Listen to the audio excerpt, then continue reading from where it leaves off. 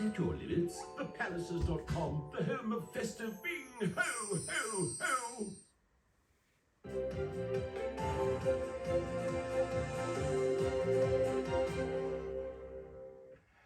It's 6:39.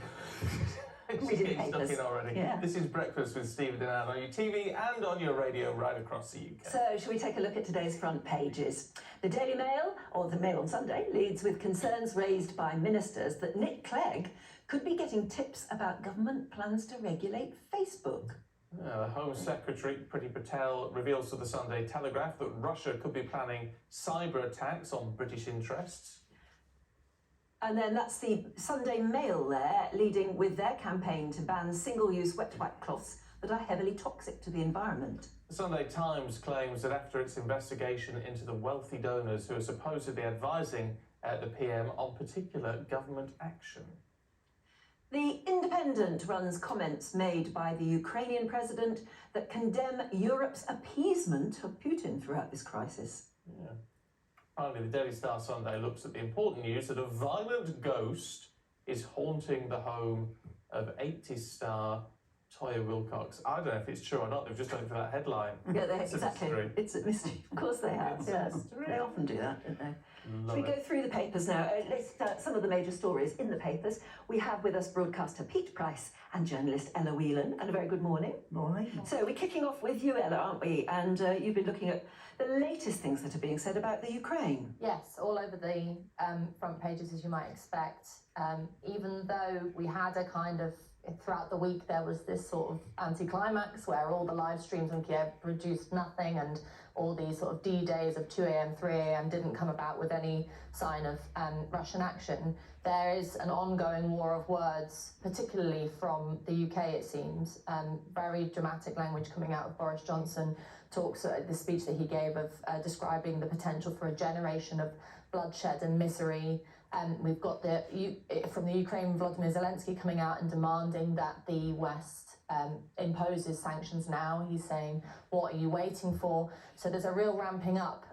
But the question is, what damage will this have in relation to provoking Russian action? There's a really great example on the front page of the Sunday Telegraph of that story about the potential for cyber attacks, just to show you what can happen when you have this war of words. So the top line is that Priti Patel is saying there could be Russian messing around with cyber attacks and everyone should kind of batten down the hatches and impose preemptive measures. But actually, if you run down that column on the front page of the Sunday Telegraph, it quotes Lindy Cameron, who's head of GCHQ, the National Cybersecurity Centre, who specifically says there is currently no evidence of the UK being specifically targeted, but just in case. So there is a real problem, I think, here with not just headlines in the media, but also I think cabinet ministers trying to use this very serious international conflict as some kind of a stage for grandstanding, which is only going to be, if you really do think Putin is a very specific danger, which is not to be sniffed at, is only going to poke the bear. I think that's the real problem. Yeah, poking the bear, that's a good turn of phrase. I think that's the concern from a lot of people.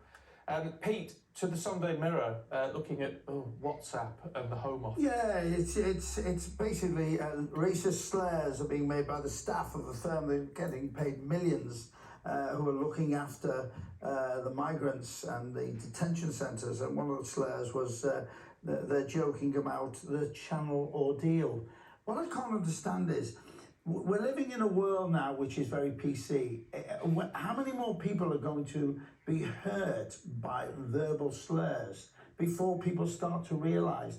Think before you open your stupid mouth, and don't put it down in writing, especially on WhatsApp. These are getting paid money. Please look after these people, whether you are a fan or not a fan of migrants, people coming into this country.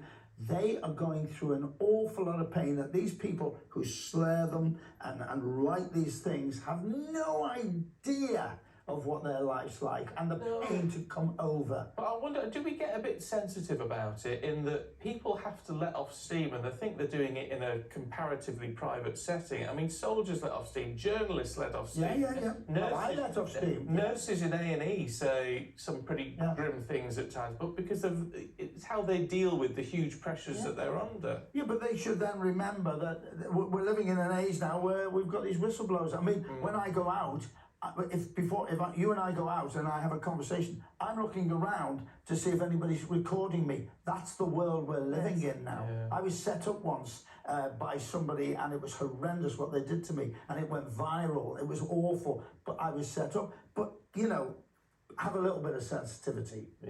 Yeah. I think it's just as you said before you open your mouth. Think. Yeah, well, we as journalists have to. The people around this table here, we all have to find our facts out. It's not social media. We can't just put down what we want to say. Oh, no. The trouble with social media and everybody having a mobile phone that has recording things on them and cameras is that everybody has turned into a publisher, but they haven't been trained No, to. not at all. And you find this sort of slip up happening all of the time. Yeah. What about the wealthy donors who have the ear of our Prime Minister? Yes, a classic big splash Sunday morning story here from the Sunday Times, listing a huge number. I mean, over 12, but the numbers of people on these supposedly advisory boards is sort of slightly unknown, but at least 12 very, very wealthy, in the millions and billions of donors. Who have, it's alleged now in the Sunday Times that they were being brought in and being briefed by Johnson's aides, that they were being brought in as a kind of advisory board with suggestions throughout the pandemic. Some of them wanted a different kind of restriction, some of them wanted changes on taxes, and they included people like the wife of Putin's former finance minister, who was lobbying for lower taxes, and indeed, to compound the scandal, several of these very wealthy donors who were giving millions of pounds were given. So Tony Gallagher, who gave 2.8 million, was given a knighthood. Lord Spencer, who gave 2.4 million, was given a peerage. He had actually 4 years previously been disallowed, blocked from getting a peerage because of his involvement in a scandal. And so this doesn't, I mean, it's funny, on the front page of the Sunday Times, they've got a separate section that says Ukraine comes at a good time for Johnson because he wants to get over Partygate and all of this. This is a reminder that there are certainly a lot of people out to get him, but also a certain amount of shadowy stuff going on in government. It's also probably nothing new, isn't it? I mean, I think, don't we all suspect that money has changed hands and peerages have been given to all sorts of people in the past? Yes, but I think that in the context, particularly of the pandemic, in the context where you had government enacting such extreme and undemocratic measures, you know, in times of emergency, understandable in certain places, but the problem with the Conservative government not having parliamentary scrutiny, introducing legislation at the last minute, this, you know, alongside having this group of donors who were completely, you know, no one elected them, no one had a say over who they are, being able to influence politics. I think that is a problem. It also shows that Boris Johnson really acts on the last person who talks in his ear, you know, whether it's his wife or a donor or Cummings or whoever. So I think it shows a real lack of conviction on his behalf. I fancy a peerage, don't you? I'd like to be a dame. Yes, well, There's nothing like a dame. No, you're already I want to be a baroness. All right. Oh dear. Oh, don't Baroness think about- Diamond. Yeah. It would suit you very well. June Brown, Dr. yes. I was Yeah. talking to her recently, and she said she was thrilled at getting, but she'd like to have been a dame, Yes. like Barbara. Yes, Oh, yeah. exactly. Barbara Witt, Very, very much so. Dame June Brown. Oh yeah, well, it's I'd like- just a quick look at the Sunday People, Pete and Jimmy Carr. It's a difficult one, this. I'm a stand-up comic, I've been stand-up comic doing it for 50 years. Where do we draw the line? He's been criticised, a new storm over vile comic who's having got victims of children abused, who have been abused, saying that you should laugh about it. Now, in the old days, with the Bernard Mannings, the Ken Goodwins, the John Boardmans, the Pete Prices, we would be criticised whatever we did. Yeah. Now, if you're in the guise of an alternative comic, you're not criticised. He's talking about paedophilia, he talks about things like this.